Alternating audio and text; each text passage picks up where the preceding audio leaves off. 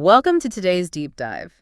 We are jumping straight into an incredibly compelling source today, a really detailed manuscript outlining a governance framework known as the Diamond Process. Yeah, and specifically, we are going to focus our attention on Chapter 6, which deals heavily with environmental stewardship. Right. And the mission for this deep dive is, honestly, it's pretty ambitious. We want to completely reframe how you, the listener, think about environmentalism. Exactly. We're going to take the entire concept, completely out of the realm of those guilt-inducing, highly ideological shouting matches. Yeah, we want to shift it into something highly actionable. We're going to look at stewardship strictly as a practical governance competency, because when you read this text, you realize our modern world is dangerously split into two totally incompatible realms. It really is. On one side, you have the world of ideals, right? So that's values, compassion, mission statements, corporate social responsibility, all that good stuff. And then, completely walled off from that, you have the world of operations, the logistics, the budgets, maintenance schedules, and just the harsh physical realities of cause and effect. Right. And that gap, that massive gap between what a society says it values and what its infrastructure is actually capable of doing, the text argues that it's a massive civilizational vulnerability. Okay, let's unpack this. I mean, where do we even begin to diagnose why our current conversations about the environment are just so broken? Well, we can start by examining how we fundamentally misunderstand failure. The manuscript provides a brilliant lens for this by looking at the 2018 Cape Town water crisis in South Africa. Oh, right. You might remember the global headlines about Day Zero. Yes, Day Zero. This was the projected date when a major modern metropolis was literally going to have to turn off its municipal water taps. And I remember the global narrative at the time was entirely focused on the weather. It was framed as this unprecedented historic drought, just an act of nature that simply overwhelmed the city. Yeah, and the drought was certainly real, and it was severe. But the source text makes a critical intervention here. It points out that the actual crisis, the structural threat to the city, it was an institutional failure, not just a meteorological one. Wait, really? So the weather wasn't the main issue?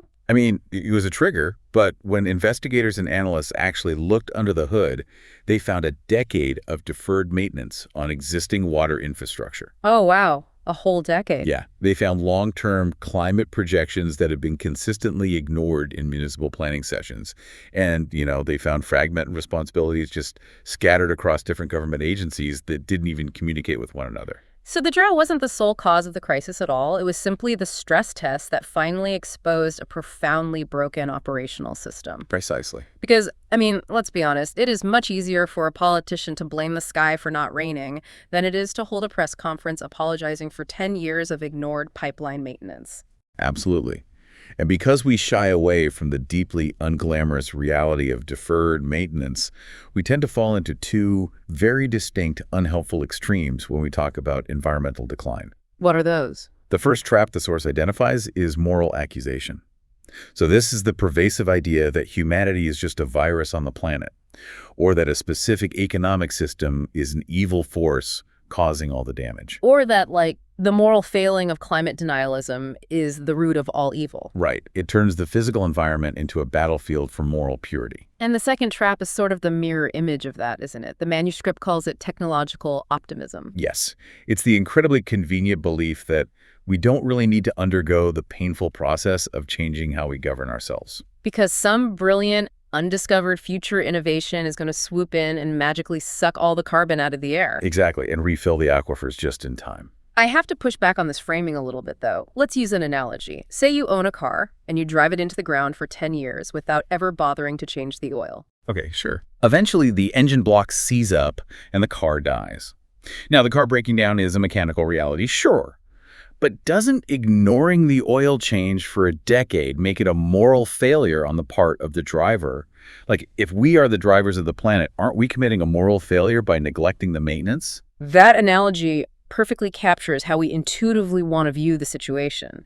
But the source makes a crucial distinction about the scale of societal governance. Okay, how so? When a massive bureaucratic system allows environmental decline, it is rarely born out of, cinematic malice. The officials running Cape Town's water supply didn't want the city to run dry. Right, they weren't villains in a movie trying to destroy the town. Exactly. The actual culprit is an institutional mismatch. You have incredibly slow, lumbering, bureaucratic cycles agencies that review data quarterly or finalize budgets annually, trying to manage and respond to incredibly fast, complex ecological feedback loops that change by the hour. Oh, I see. So environmental systems aren't moral agents. They don't care about our good intentions or our apologies. They don't. They are highly complex physical systems responding directly to how societies plan, implement, and manage risk over time. This raises an important question. Can a massive modern society actually engineer its planning cycles to align with the real-time rhythms of natural systems? Yeah, if the core of stewardship is matching the speed of human institutions to the speed of nature, how do we actually speed up a bureaucracy so it isn't constantly 10 steps behind physical reality? Well, the manuscript attempts to answer this by introducing the first two dimensions of its diamond framework: awareness and anticipation. Essentially, seeing the present clearly and predicting the future accurately. Let's dive into awareness first. The text argues compellingly that ecological collapse almost always begins with a profound lack of real-time awareness. Right, like groundwater depletion, which is a massive crisis happening all over the globe right now. Exactly. Why does a region pump its aquifers dry? Often it happens because the extraction data, meaning the actual numbers on how much water commercial farms and municipalities are pulling out of the ground, is collected and reviewed on a monthly or sometimes even annual basis. Meanwhile, the water table itself is dropping daily. The physical reality of the aquifer is changing every single time a pump turns on. The bureaucratic system is operating completely blind to the reality under its own feet. But when you examine countries that excel at environmental stewardship, they have solved this institutional mismatch by maintaining continuous, real-time ecological awareness. The Netherlands is a prime example in the text, right? Yeah, they don't wait for annual reports on water levels. They use extensive, real-time water level telemetry networks. The data feeds instantaneously into municipal planning systems. And Costa Rica is another brilliant example mentioned in the text. They are using satellite-based deforestation alerts. That one is fascinating. It really is. They don't rely on park rangers hiking through millions of acres of rainforest to, just stumble upon illegal logging operations weeks after the fact. They have satellites monitoring the canopy. So if a swath of trees goes down illegally on a Tuesday, the system generates an alert that reaches local law enforcement within hours. Exactly. The speed of the institutional response matches the speed of the environmental damage. New Zealand does something similar too, by building national freshwater monitoring dashboards. Right, and those are completely transparent and accessible to both policymakers and the general public in real time. That level of real-time awareness is incredible, but having a perfectly accurate dashboard is only part of the equation. I mean, if you are driving a car toward a cliff, it is great that your dashboard tells you exactly how fast you are going in real time, but you still need to know that the cliff is up ahead. Yes, which leads us to anticipation. This text makes a fascinating point about anticipation. It argues that massive climate events, whether that's a historic drought, a localized flood, or a heat wave, are rarely true surprises. We have a tendency to call them unprecedented, but from a data perspective, they're highly projectable. Right. Multi-year rainfall cycles, floodplain behaviors, the rate of coastal erosion. We possess the scientific models to map these out with high degrees of accuracy. Anticipatory stewardship means taking those long-term projections and structurally integrating them into the day-to-day planning cycle, rather than simply acting shocked and scrambling for disaster relief funds after the storm hits. The manuscript holds up Singapore's water management system as the absolute gold standard for this. Singapore is a densely populated island with virtually no natural freshwater resources. They do not have the luxury of waiting around to see if a drought happens, so they utilize 50-year land use modeling. Which is an astonishing time horizon for a municipal government. But wait, how does a 50-year plan even work in practice? I have to imagine that planning half a century out just locks you into outdated science and old technology. You would think so, yeah. I mean, innovation moves so fast, a 50-year plan made in the 1990s would be completely obsolete today. Doesn't trying to anticipate that far out just paralyze the system? What's fascinating here is that the text defines anticipation, not as a rigid, unchangeable mandate, but as a structural mechanism that forces future thinking into current budgets. Oh, I see. Singapore's 50-year modeling isn't a locked-in blueprint that dictates exactly what kind of pipe to use in 2075. Instead, it's a living model that forces them to constantly diversify their supply chain today based on future risk. Because they anticipate long-term scarcity, they have built a massively diversified system right now. Exactly. They utilize high-tech desalination plants. They have pioneered extensive water recycling technology they call NEWater, and they negotiate long-term diplomatic water agreements with neighboring Malaysia. So the anticipation forces the immediate action. They aren't relying on the moral fortitude of whichever politician happens to be in office that year. The governance structure itself requires them to build for the future. The capability isn't derived from superior morals. Anticipation is structurally built into the very DNA of their governance. But a 50-year plan on a piece of paper, even a highly adaptable one, is completely useless if the contractors building the desalination plant today decide to cut corners. Or, if the budget for maintaining the pipelines gets slashed to fund a more popular political initiative. How does a framework like this ensure that the people in charge actually follow through on the physical work? That naturally brings us to the third dimension of the Diamond Framework: accountability. And in the context of environmental stewardship, the source text reduces accountability down to one extremely vital concept. Let me guess. Maintenance. Maintenance. Yeah. Truly the absolute least sexy word in the entire political dictionary. Oh, yes. No mayor or governor has ever won a tough re-election campaign by proudly cutting a ribbon on an old concrete pipe that was successfully patched so it didn't leak. Exactly. Politicians overwhelmingly prefer cutting ribbons on shiny, multi-billion-dollar new infrastructure projects. But the text is emphatic on this point. Systemic environmental decline is almost always a maintenance failure before it is anything else. So in this framework, accountability means having undeniable, mathematically clear responsibility for infrastructure upkeep. Yes. It means transparent reporting cycles, and it means actual professional consequences for neglect. Look at the example of Japan provided in the manuscript. Okay, what do they do? Their regional river agencies operate under strict legal mandates to publish annual siltation and dredging maps for public review. Here's where it gets really interesting. Those maps physically show the public exactly where sediment is building up in the riverbeds. Right. By legally requiring the agency to publish the data, the public can literally see where flood risks are artificially increasing due to a lack of dredging. It prevents local politicians from hiding behind ignorance if the river eventually overflows. They can't blame it on an unprecedented rainstorm when the map proved they neglected to dredge the riverbed for 3 years. Exactly. It removes the plausible deniability. The manuscript also points to Finland, which enforces accountability by legally linking commercial forest harvesting permits directly to replanting and biodiversity plans. A logging company doesn't get to extract value from the ecosystem unless they have an economically binding, legally enforceable plan to regenerate that same system. Or Botswana tying their anti-poaching budgets directly to field audits. If you want the funding, you have to prove the ecological outcomes. The source clearly views accountability not as a punitive measure, meaning we don't just wait for the forest to burn down so we can throw the negligent official in jail, but as a heavily preventative measure. You align the authority to act with the responsibility for the outcome before the degradation becomes irreversible. It creates a protective feedback loop for the system. However, even the most impeccably maintained and accountable systems will eventually face environmental shocks they simply could not anticipate. Like a novel pathogen or a tectonic shift or just some extreme weather anomaly. Right. That is why the fourth dimension is adaptability.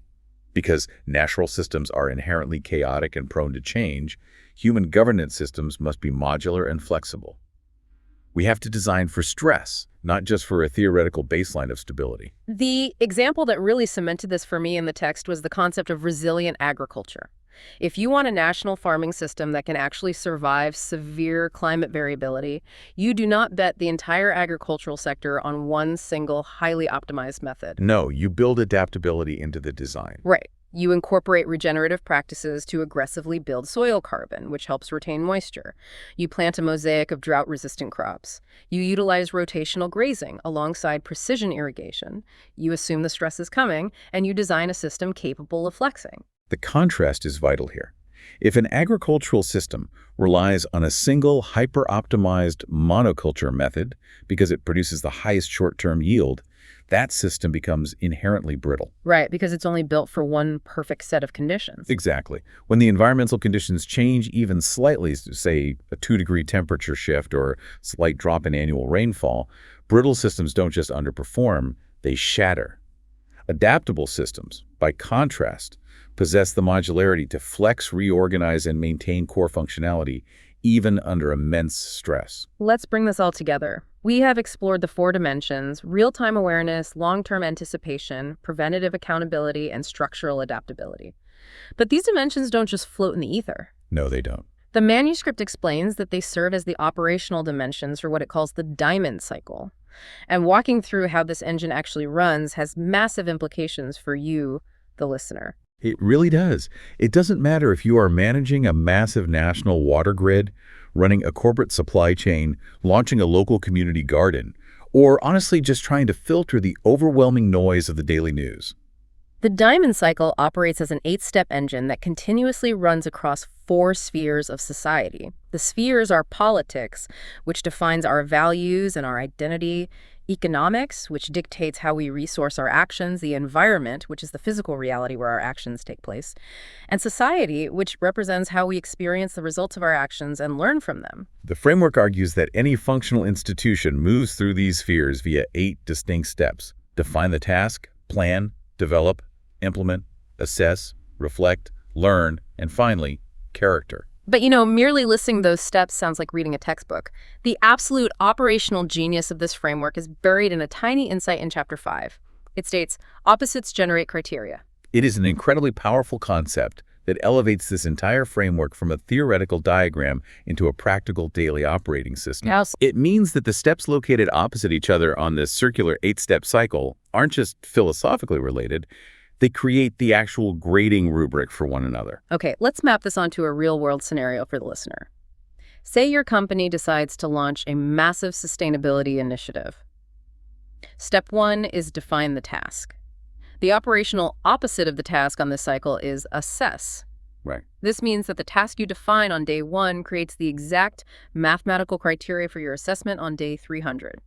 If your initial task is a vague, poetic statement like, we want to be greener, your assessment later on will be completely useless because you have no metric for success. But if your task is reduce supply chain carbon emissions by 15% using optimized routing, your assessment criteria is crystal clear. Exactly. The same mechanism applies to the plan stage. When you create plan, its opposite on the cycle is reflect. So when a project is finished, you don't just reflect on your feelings. You reflect strictly on the physical assumptions embedded in your original plan. Did the raw materials cost what we assumed? Did the timeline match reality? The plan provides the raw data for reflection. And then there's the most profound pair of opposites in the entire framework: implementation and character. Action under stress exposes exactly who you truly are. Yes. If your corporate mission statement preaches safety, but your implementation phase routinely ignores safety protocols to save money, well, your true character has been revealed. Character in this framework is not a static identity you create in a boardroom.